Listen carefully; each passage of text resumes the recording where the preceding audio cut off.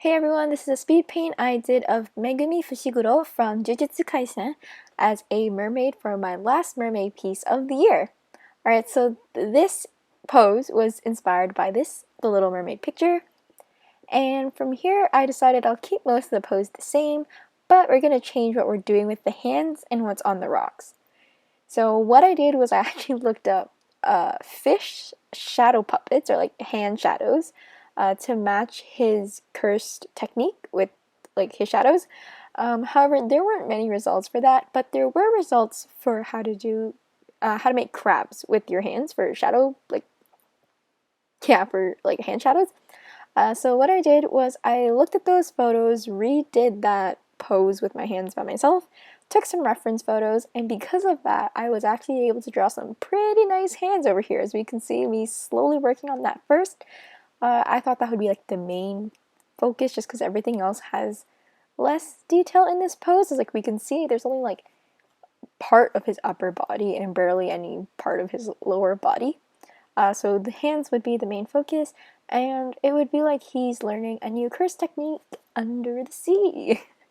Anyway, so that's what we have there. For the hair, it looked a bit awkward as we can see in that sketch there, so I made some adjustments over here.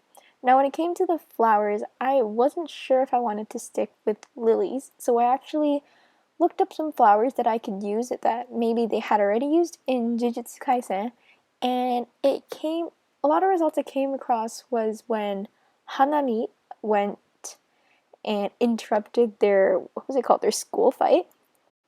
So those three are the cursed buds that attacked Megumi when he was in the water with Maki-san.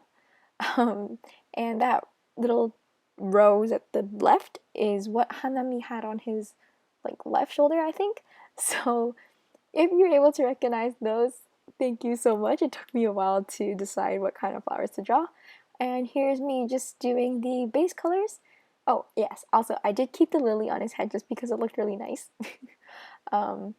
But now that I've done the base colors, I just filled in the little parts that maybe were missing. When you use the fill bucket tool, sometimes on iArtbook, the edges that you put in don't get filled, so that was that little stagnant moment there.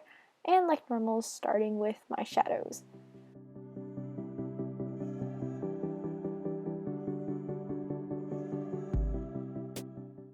A main thing that I added during this shadow shading technique was to have those bones that are connected from your wrist to your knuckles, so we can see it's darkened and stuff.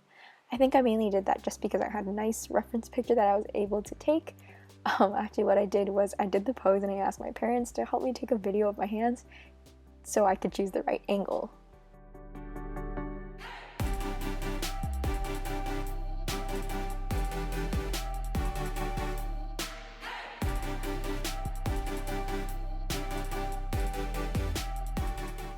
And a quick example of photo bashing here for some algae texture.